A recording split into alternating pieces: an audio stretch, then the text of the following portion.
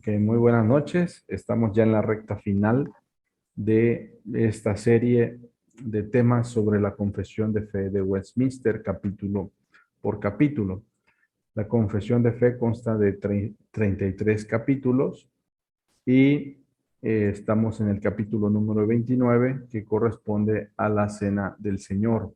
La semana pasada estudiábamos acerca del bautismo, de los dos sacramentos que instituyó el Señor, y eh, el término sacramento es un memorial, un recordatorio sagrado, sería el sacramento. Entonces, el primero de todos ellos, con el cual somos admitidos de manera visible a una iglesia local, es el bautismo.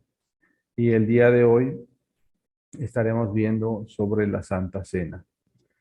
Y dice así el capítulo 1, en el párrafo primero, el párrafo A, dice: Nuestro Señor Jesús, la noche que fue entregado, instituyó el sacramento de su cuerpo y de su sangre, llamado la Cena del Señor, para que se observara en su iglesia hasta el fin del mundo, para un recuerdo perpetuo del sacrificio de sí mismo en su muerte, para sellar en los verdaderos creyentes los beneficios de ella, para su alimentación espiritual y crecimiento en él, para un mayor compromiso en y hacia todas las obligaciones que le deben a Cristo, y para hacer un lazo y una prenda de su comunión con él y de su mutua comunión como miembros de su cuerpo místico. Wow, solo en este párrafo tenemos varios propósitos de la Santa Cena.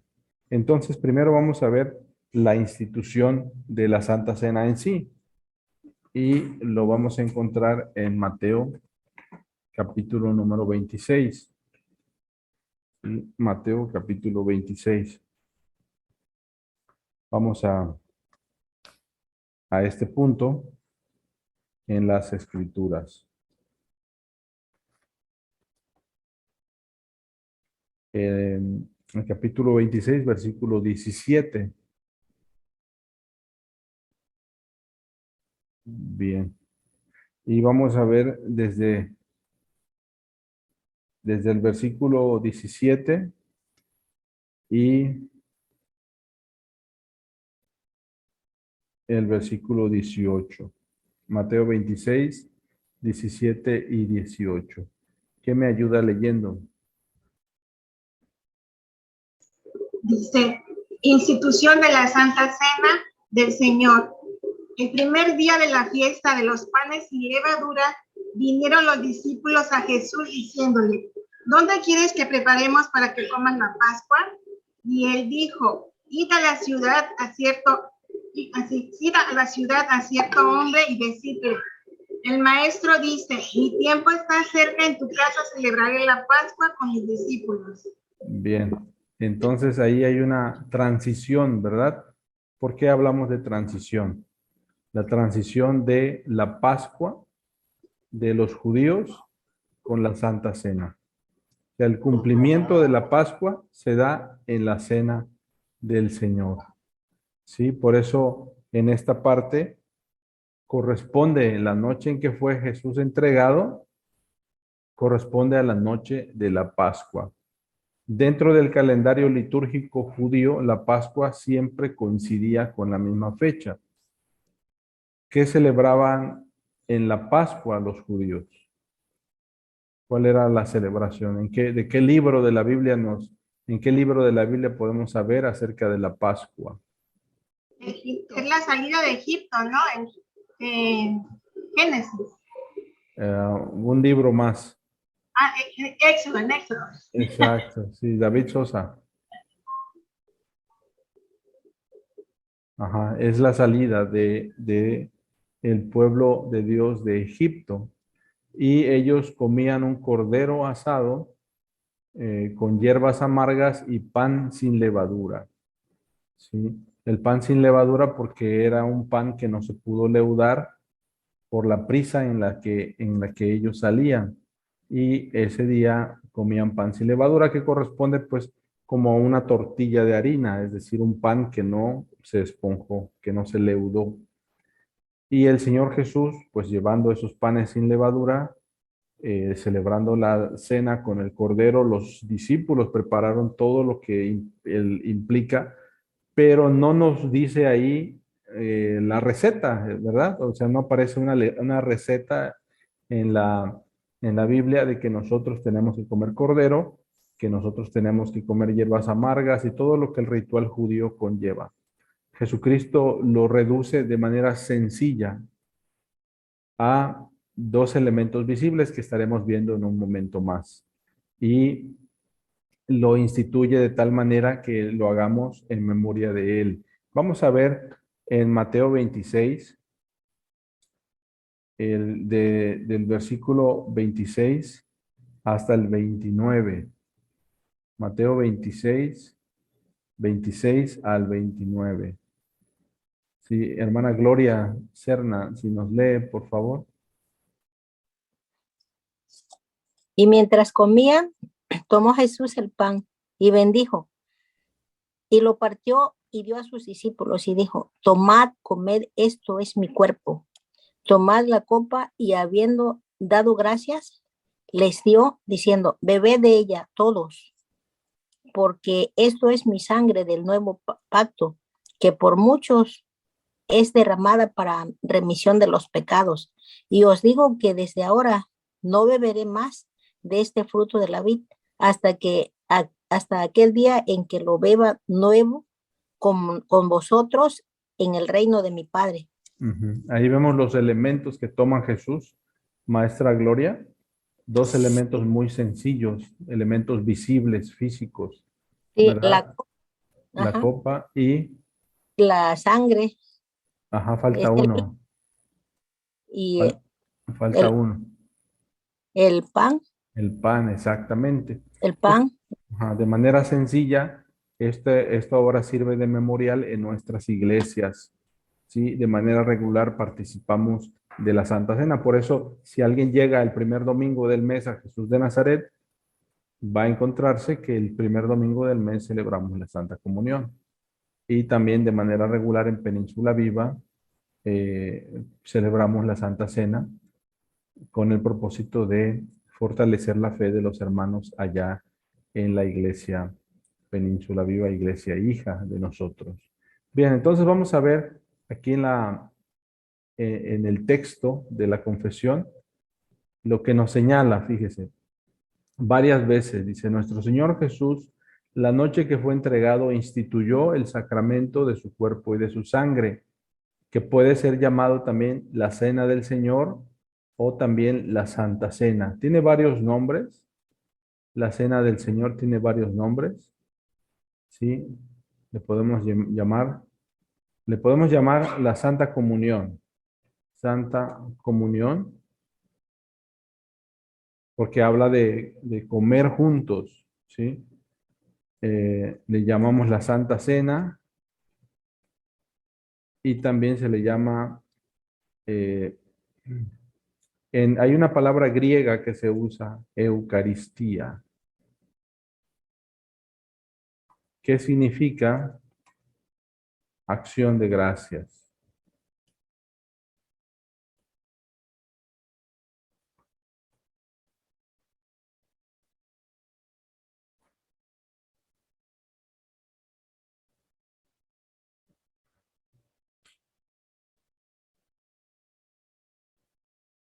Entonces ya lo vieron, ¿no?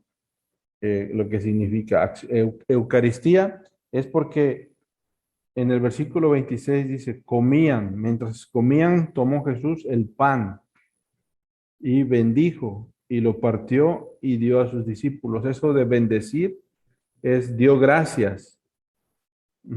Y la palabra dar gracias es Eucaristía, ¿no? Entonces, vamos a ver algunas diferencias también, porque este ritual, este sacramento se celebra en otras iglesias, pero allí en otras iglesias le dan un significado que no es bíblico. Ahorita vamos a ver por qué no es bíblico ese significado. ¿Sí? Vamos a ver esta parte. Aquí hay un texto de 1 Corintios 11, 26 al 23 al 26. Si alguien me ayuda, en 1 Corintios 11, 26 al 23 al 26. Y dice aquí varias veces, ¿no?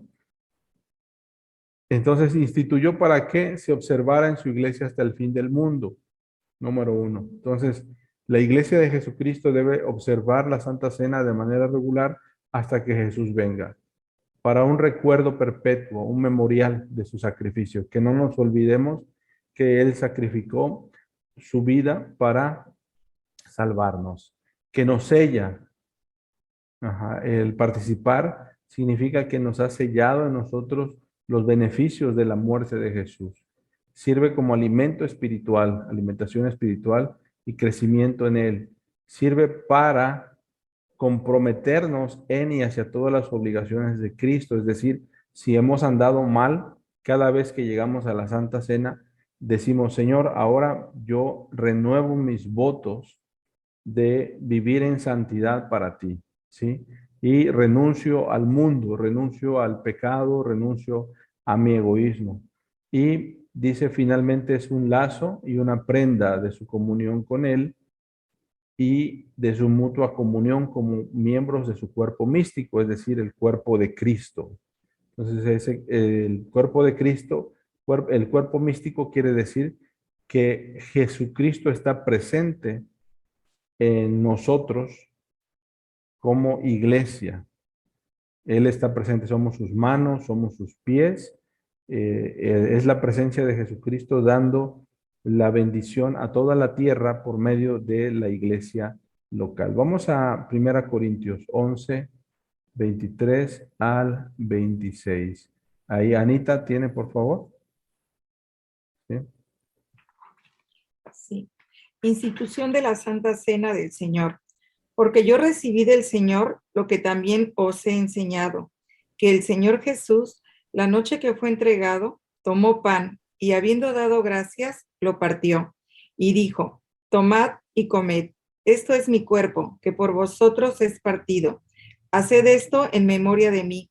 Asimismo tomó también la copa y después de haber cenado, diciendo, esta copa es el nuevo pacto en mi sangre. Haced esto todas las veces que la bebieres en memoria de mí. Y así pues tomó todas las veces que comieres este pan y bebieres esta copa. La muerte del Señor anunciáis hasta que Él venga. Así es. Gracias, Anita.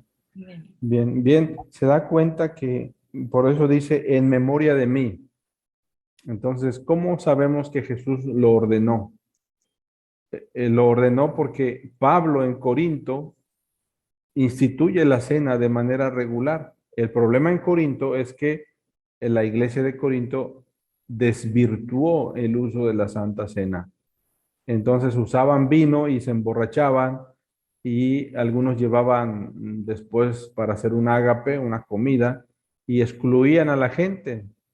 La gente pobre no podía participar y se hizo un desorden y por eso Pablo les manda la carta y les dice, este es el orden que deben tener cuando celebren la Santa Cena, para que no caigan en desorden. Los corintios tenían esa característica de siempre saltarse las cercas, las trancas, y Pablo los pone en su lugar y les dice, de manera regular, celébrenlo y deben celebrarlo de esta manera y no se emborrachen tampoco, no sean glotones y no sean egoístas. Así les decía.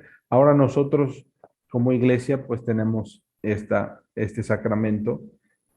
No tenemos una comida en verdad que sea un pan que nos llene o una copa de vino, sino simplemente es simbólico. Tanto la cantidad de pan como la cantidad de vino son simbólicos y ahorita lo vamos a ver. No sé si tienen algún comentario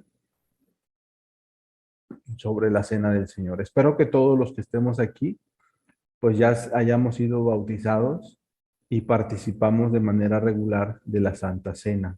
Ahora, este conocimiento nos ayuda para que cuando lleguemos a la Santa Cena sabemos que es un momento muy especial, ¿sí? Porque dice que recordamos su muerte en el pasado, pero también apuntamos a su segunda venida hasta que Él venga. ¿Sí? En el punto del presente hacia el pasado, ¿sí? Si nosotros vemos así, la Santa Cena es en el presente,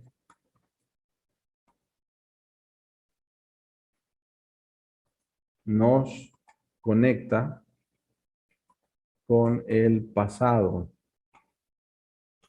Por eso es la comunión y es la obra completa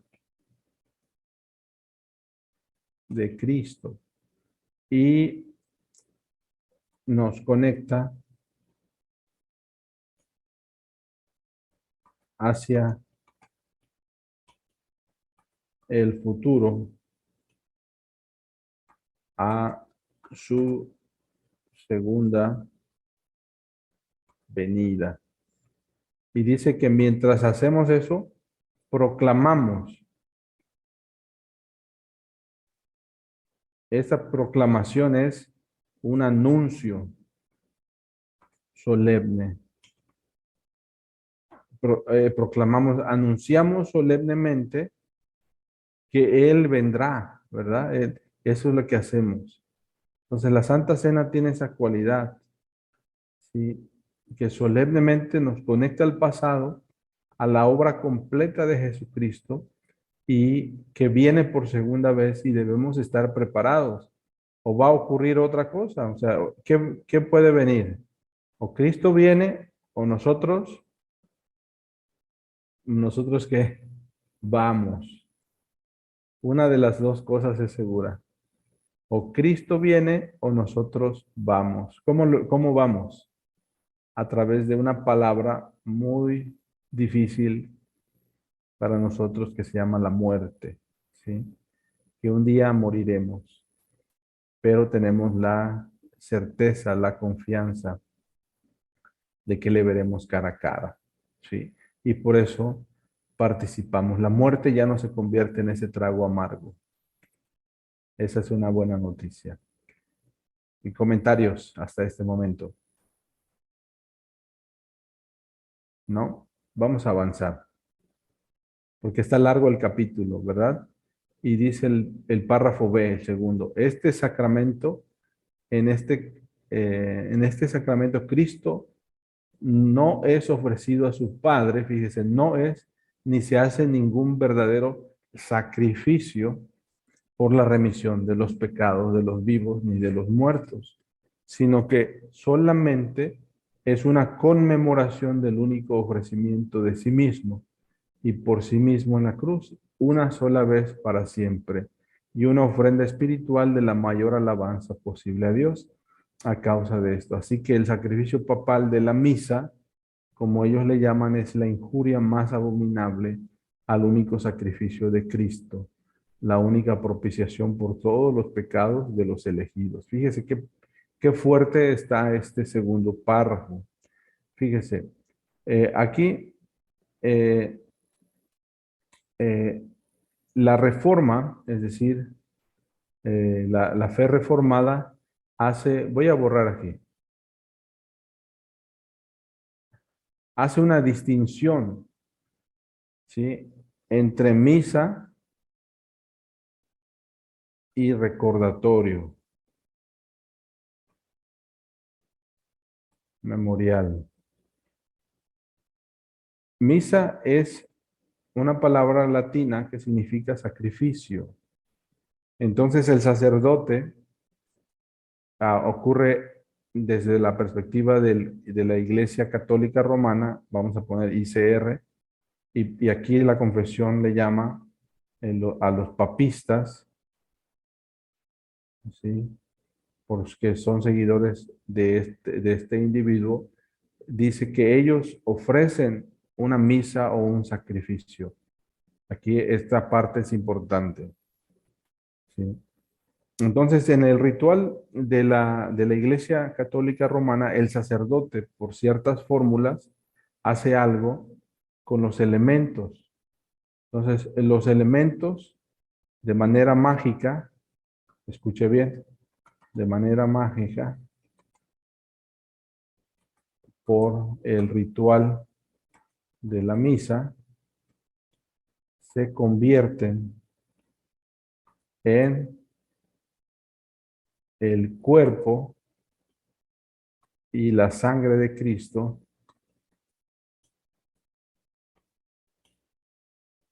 de manera real y literal. ¿Sí? Y por esa parte, la Confesión de Fe de Westminster hace una división clara. No va a pasar eso. El sacerdote, cuando él haga el ritual, no va a convertir el pan en el cuerpo de Jesús. ¿Sí? Por eso en la misa se ve que está oficiando el sacerdote y le ponen algo aquí a la persona que está comulgando, porque si se cae un pedacito de ese elemento, se está cayendo el cuerpo de Jesús, literalmente. ¿Sí? Porque en ese momento, por esa fórmula mágica, se dio lo que se llama aquí vamos a poner este término, pónganlo bien claro, la transubstanciación, es una palabra dominguera, transubstanciación, es decir, esto, la transubstanciación es esto, que de manera mágica, por esta fórmula, realmente se convierte en el cuerpo y en la sangre de Cristo. Pero la Biblia no dice que se convierten, que es el pan, se convierte en la carne de Cristo y esa copa se convierte en el sacrificio que los reformadores dicen es recordatorio, es un memorial de lo que Jesús hizo. Si no, pues uno podría usar la hostia de manera mágica, aquí la tengo y la llevo y la adoro, ¿no? Porque Cristo está literalmente en esa oblea de pan, ahí está. Incluso hay algunos lugares que presentan esa hostia en un sol y adentro ponen la oblea y la adoración es hacia esa oblea. ¿Sí? Y esto ocurrió en la Edad Media. Entonces, en la Edad Media se da esta doctrina de la transubstanciación y se da esa tergiversación de la Santa Cena. Entonces, el sacerdote sacrifica a Cristo cada vez que hace una misa, lo vuelve a sacrificar para los muertos, para el finado, para que alguien sean perdonados sus pecados, los vuelve a sacrificar. Entonces, los reformadores vieron eso y dijeron, no, la Biblia no enseña eso, no enseña que se convierte literalmente. Entonces, simplemente es un recordatorio, un memorial, no es mágico, no tienen virtud alguna de que nosotros lo comemos y el comer esa hostia hace una santificación automática en mí. No sé si me explico. Entonces la Iglesia Católica Romana Papista llevaba esa línea y mantenía a la gente en ese tiempo, en la Edad Media, bajo esa creencia que no era bíblica, era en realidad pagana. Entonces los reformadores como Calvino y Lutero dijeron, no es cierto, es la reforma, la forma original es esta. Vamos a ver qué dice Mateo 26, vamos a ver qué dice en 1 Corintios capítulo 11, y eso es lo que significa la Santa Cena. Este es un poquito el trasfondo de por qué la Confesión de Fe de Westminster nos dice esta parte.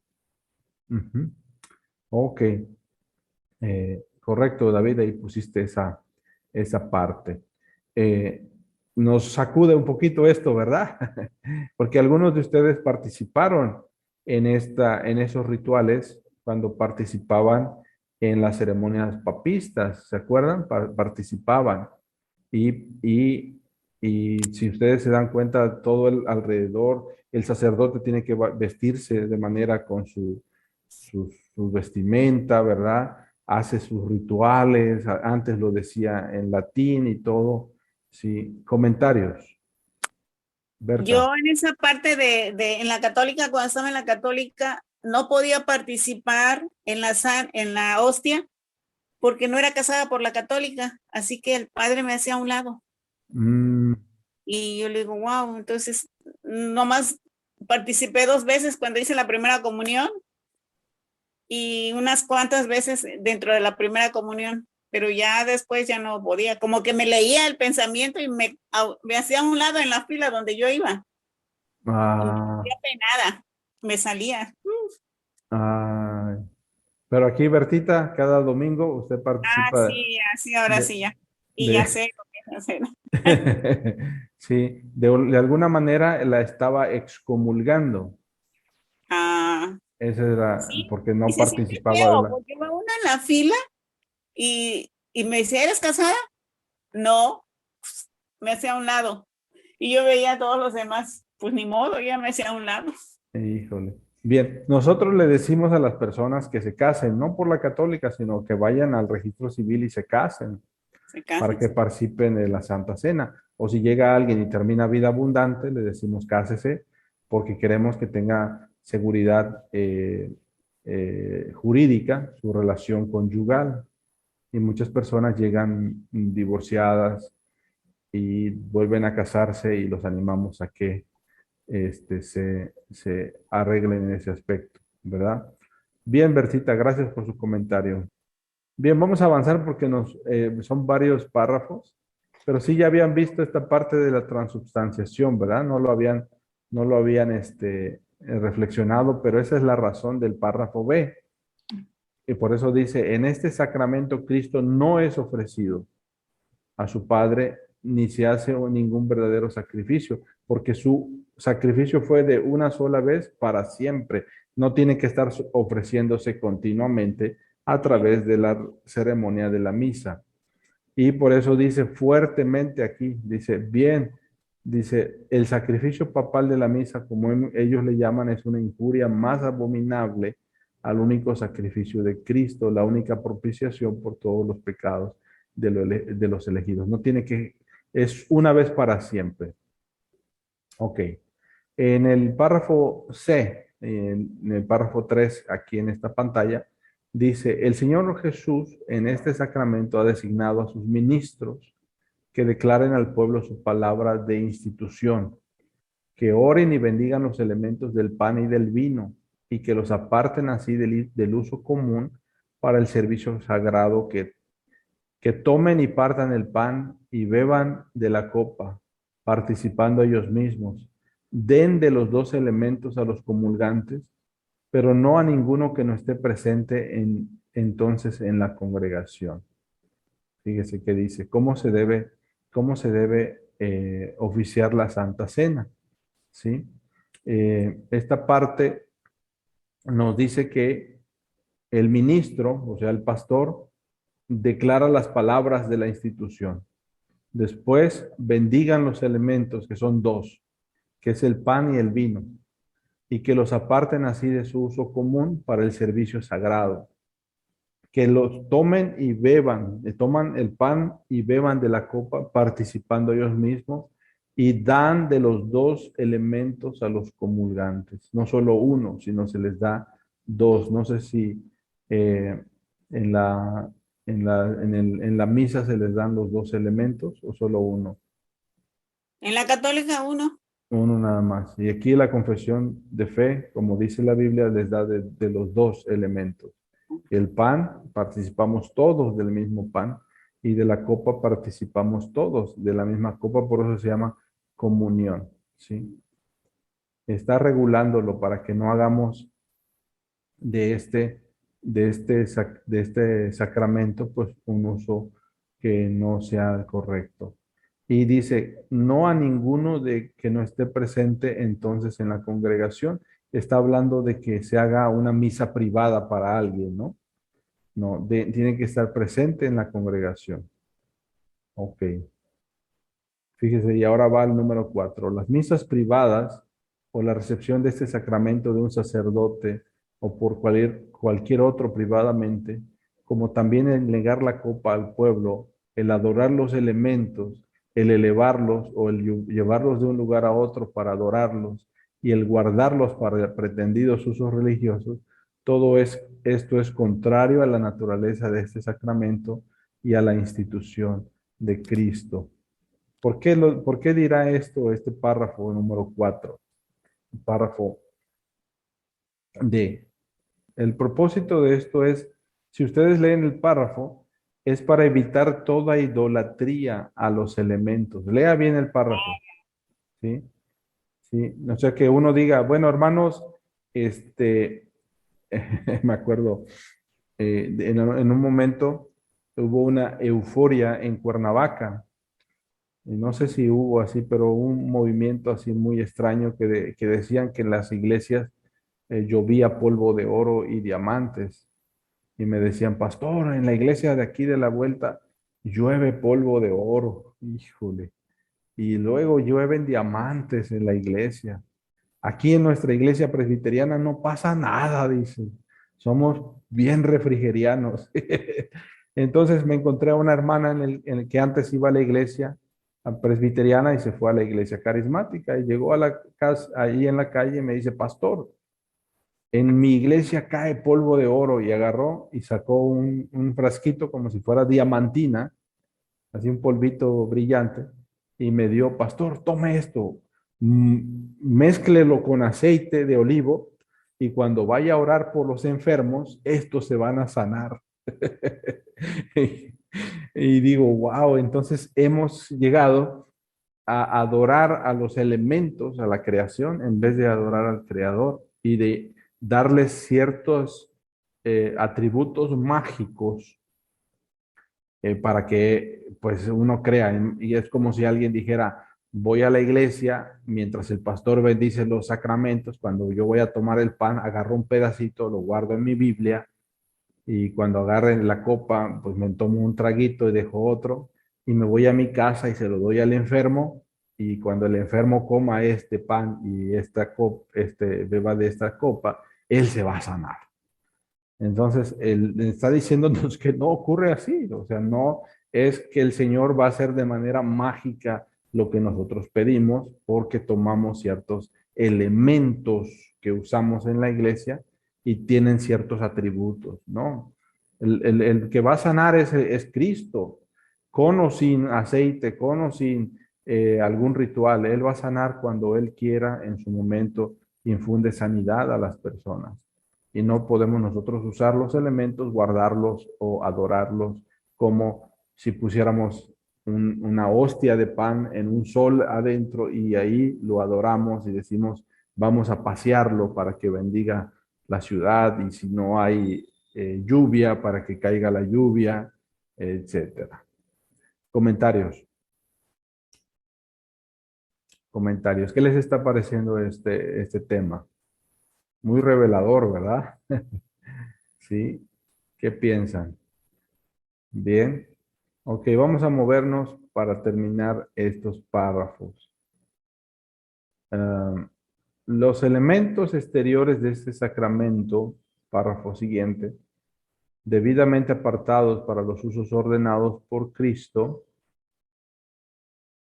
tienen tal relación con el crucificado que verdadera, aunque solo sacramentalmente se llaman algunas veces por el nombre de las cosas que representan, a saber, el cuerpo y la sangre de Cristo. No obstante, en sustancia y en naturaleza, ellos todavía son verdadera y solamente pan y vino como eran antes. O sea, fíjese, lo sigue insistiendo. No hay una transubstanciación. Por eso habla en sustancia, o sea, no se transubstancian de manera mágica por la oración del sacerdote o del pastor.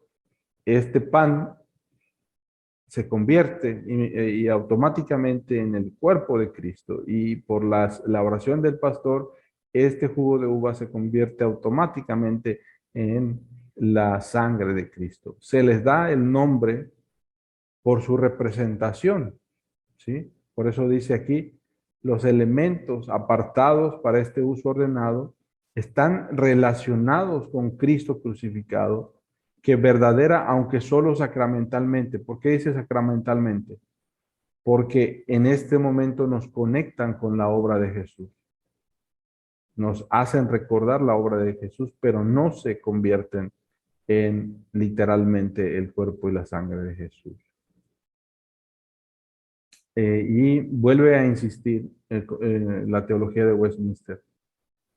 Esa doctrina que sostiene un cambio de sustancia, transubstanciación, esa es la transubstanciación, del pan y del vino a la sustancia del cuerpo y de la sangre de Cristo, llamada comúnmente transubstanciación, por la consagración del sacerdote o de algún otro modo, es repugnante.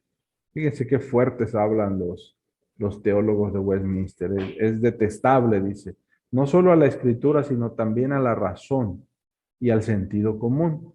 Echa abajo la naturaleza del sacramento y ha sido y es la causa de muchísimas supersticiones y además de una crasa idolatría.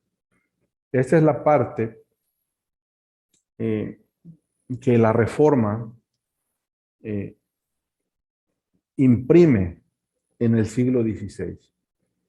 Ya durante la Edad Media, la Iglesia ha caído en tal superstición en los pueblos y los sacerdotes tienen tal control por medio de la confesión, controlan al pueblo, ¿no? Y manipulan y hacen mercadería de la Iglesia, que levanta el Señor a los reformadores para que la gente no viva en la superstición de que realmente esto, o sea, que debemos adorar a esos elementos porque Cristo está ahí por los elementos, y entonces se le quita ese poder y hay una contrarreforma, es decir, hay un movimiento que evita que la iglesia reformada llegue a los pueblos y la fe del evangelio llegue a las comunidades para enseñarles la verdad. Y es ahí donde entra la Inquisición y entran las persecuciones y entran guerras durante la edad de la Reforma, porque se da esta situación en esos pueblos durante ese periodo europeo.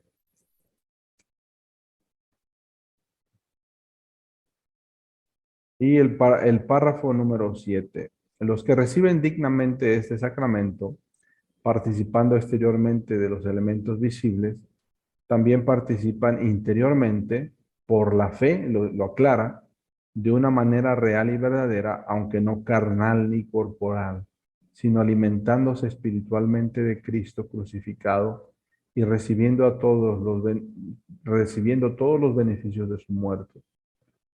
El cuerpo y la sangre de Cristo no están entonces ni carnal ni corporalmente dentro, con o bajo el pan y el vino. Sin embargo, están real pero espiritualmente presentes en aquella ordenanza para la fe de los creyentes, tanto como los elementos mismos lo están para los sentidos corporales. Y un predicador decía que la Santa Cena es una predicación visible y tangible. Que predicamos visible y tangible, es decir, usamos nuestros sentidos. Vemos al pastor y a los ancianos ofreciéndonos los elementos. Recibimos el pan, tocamos una pieza de pan. No hacemos como el judío, tiene que ser un pan sin levadura. No, es un pan que puede ser comprado en cualquier tienda de conveniencia, una panadería, una hogaza de pan. Tiene que ser jugo de uva consagrado. No es cierto. Tiene que ser jugo de uva que represente la sangre derramada de Jesús. Ahora, ¿cómo participamos? Dice aquí, espiritualmente. La Santa Cena es espiritual. ¿Por qué? Porque con nuestra mente, en nuestro corazón y nuestra fe, nos transportamos a esa noche en que el Señor fue entregado. Y presencialmente nosotros nos consagramos, al participar físicamente, nos consagramos a Jesucristo. Renovamos nuestros votos para caminar con Jesucristo en santidad. De tal manera que si había una práctica en nuestra vida, por ejemplo, malas palabras, disparates, enojo, ira, esa aspiración a esa nueva conciencia se renueva en nosotros. Es decir, Señor, por medio de este sacramento me consagro a participar a mi vida, mis labios, mi corazón, a vivir para ti. Y ya al salir de la iglesia, después de comulgar, no eres más santo que eras ayer, ¿no? Porque eres igual de consagrado a Cristo. Ahora, sí hay aspiraciones para que tú cambies, para que no seas la misma persona de ayer, ¿no? Que si ayer gritabas más, hoy vas a bajarle 2 rayitas, dice alguien, ¿no? Si ayer decías 10 majaderías, pues le vas a bajar. Si ayer eras más impaciente, eso nos lleva la participación de la Santa Comunión. Seguimos viendo este párrafo. Aunque los ignorantes y malvados reciban los elementos exteriores en ese sacramento, con todo no reciben los significados por ello, sino que por acercarse indignamente son culpados del cuerpo y de la sangre del Señor para su propia condenación. Entonces todas las personas ignorantes e impías, como no son aptas para gozar de la comunión con Él, tampoco son dignas de acercarse a la mesa del Señor. Y mientras permanezcan en ese estado, no pueden, sin cometer gran pecado contra Cristo, participar de estos sagrados misterios ni ser admitidos en ellos. Vamos a 1 Corintios 11, 27 al 29.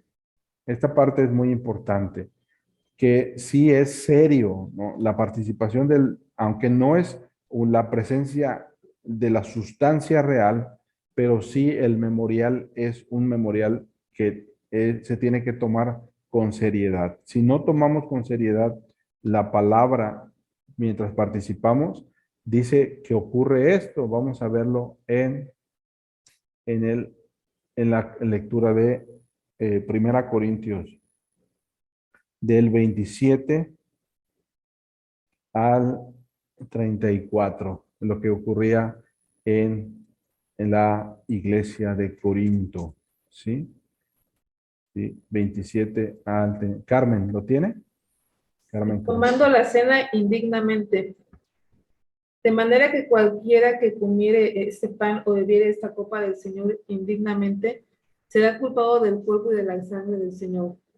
Por tanto, pruébese cada uno a sí mismo y coma así del pan y beba de la copa. Porque el que come y bebe indignamente, sin discernir el cuerpo del Señor, juicio come y bebe para sí. Por lo cual hay, ¿hasta ahí? Sí, no, hasta el 34. Por lo cual hay muchos enfermos y debilitados entre vosotros, y muchos duermen. Si pues nos examinásemos a nosotros mismos, no seríamos juzgados. Mas siendo juzgados, somos castigados por el Señor, para que no seamos condenados con el mundo. Así que, hermanos míos, cuando os reunís a comer, esperaos unos a otros. Si alguno tuviere hambre, coma en su casa, para que no os reunáis para juicio. Las demás cosas las pondré en orden cuando yo fuere. Bien. Esto nos hace pensar, gracias Carmen, cómo acercarnos a la cena indignamente. ¿Qué es eso de acercarse indignamente? Y habla la confesión de fe de cuando uno anda en impiedad, es decir, impío, ignorante y malvado, es decir, alguien que no se ha arrepentido seriamente, ¿no? ¿Puede recibirlo? Sí, sí. Hay gente que llega a la iglesia y viene llega al culto, hay Santa Cena, y no saben qué pasa, pasan los hermanos y lo toma, y él nunca se dio cuenta que era. Eso es ignorancia, ¿no? No sabe. Dios perdona la ignorancia. Ya después le decimos, oye, no puedes participar hasta que pases el curso, terminas, te bautizas, te recibes y eres miembro. Eso es ignorancia. El Señor pasa por alto nuestros pecados de hierro y de ignorancia.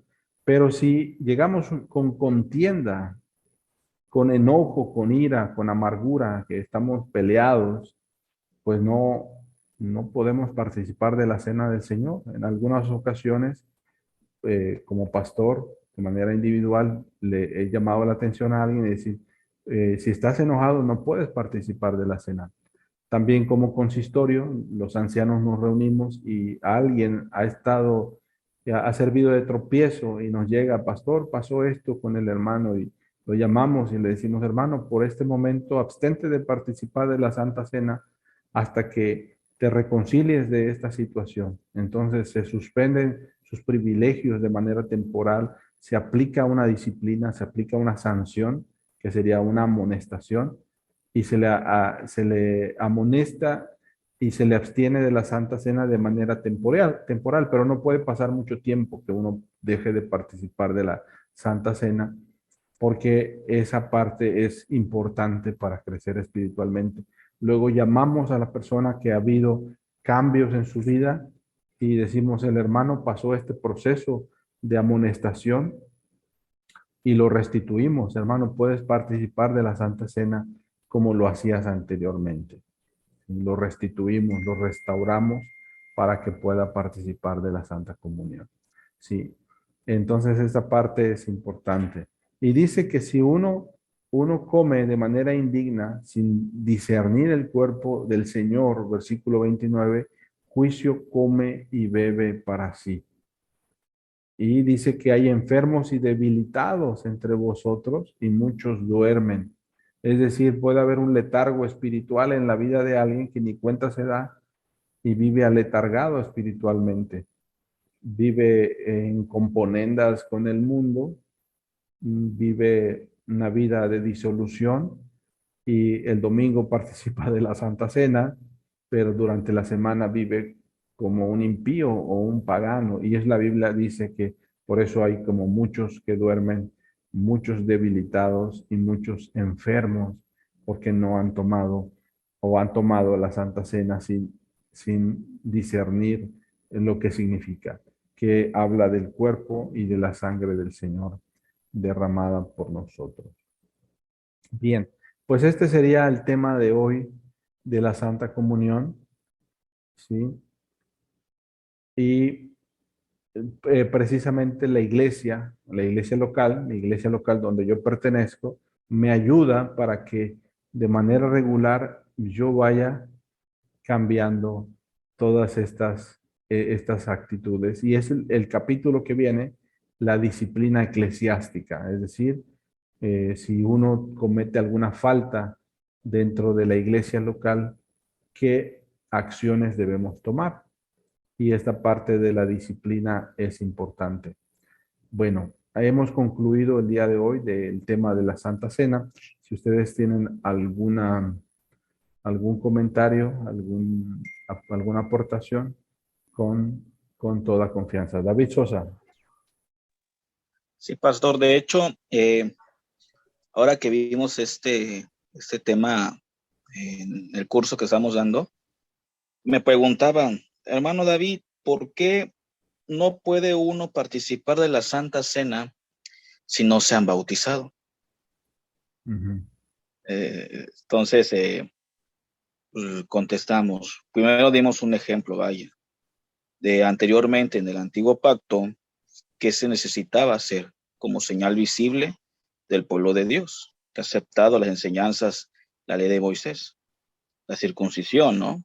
Okay. Ahora Dios nos manda el bautizarnos como obediencia a lo que Él nos manda a hacer, como manifestando nuestra fe en la palabra de Dios. Ahora no se le permite porque al no bautizarse está en rebeldía, por lo cual pecaría a no obedecer el bautismo, vaya.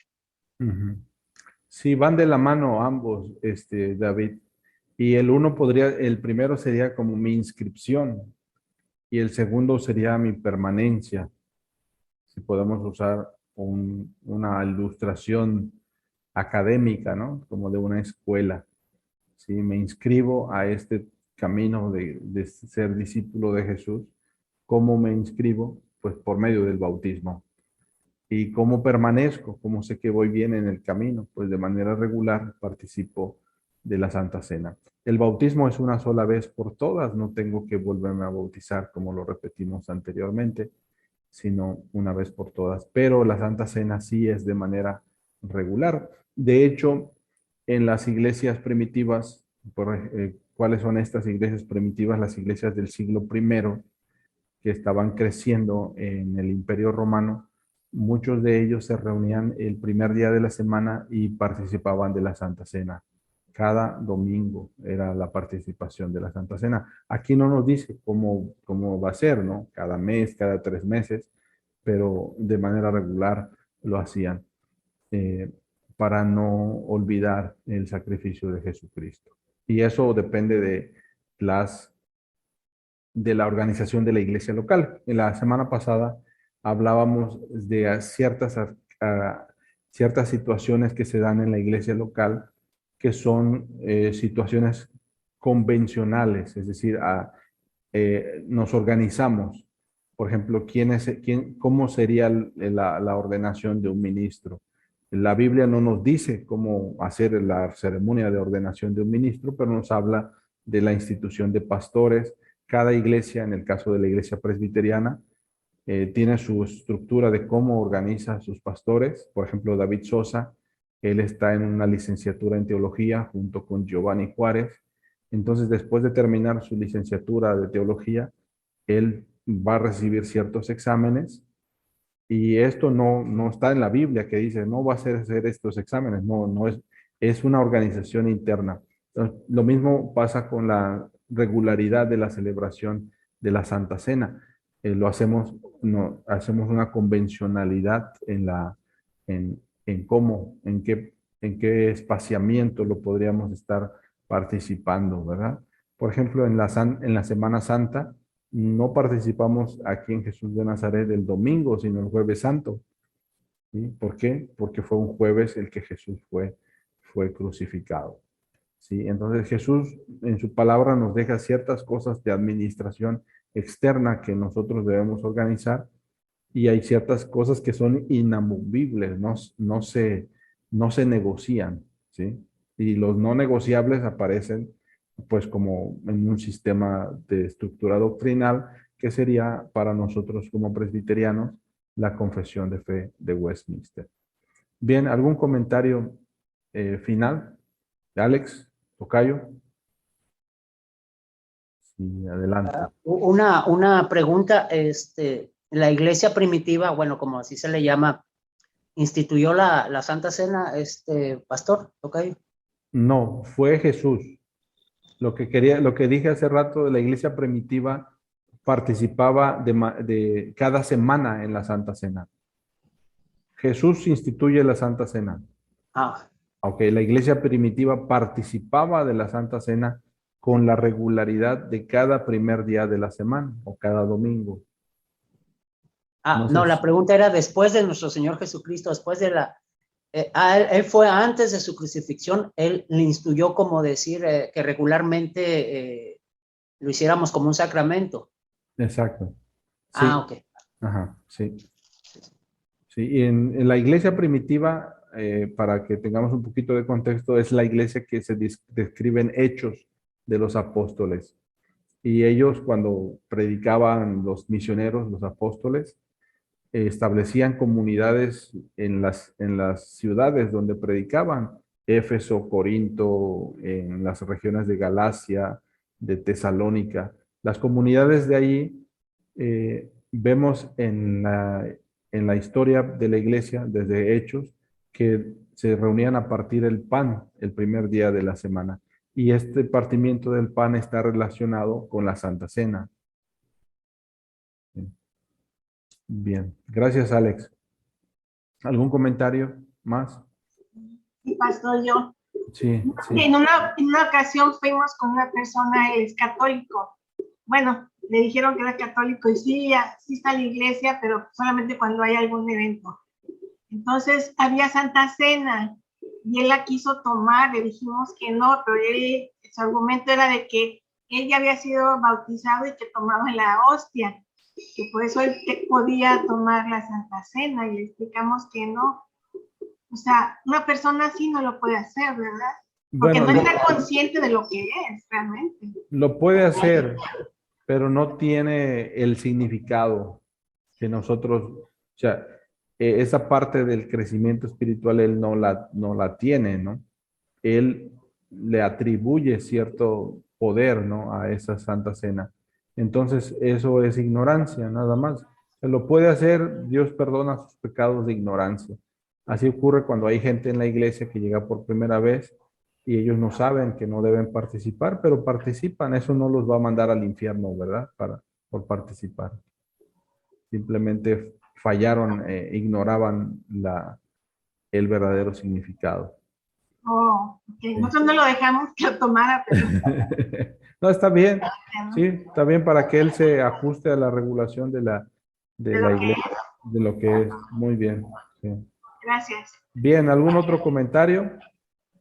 Bien, cerramos.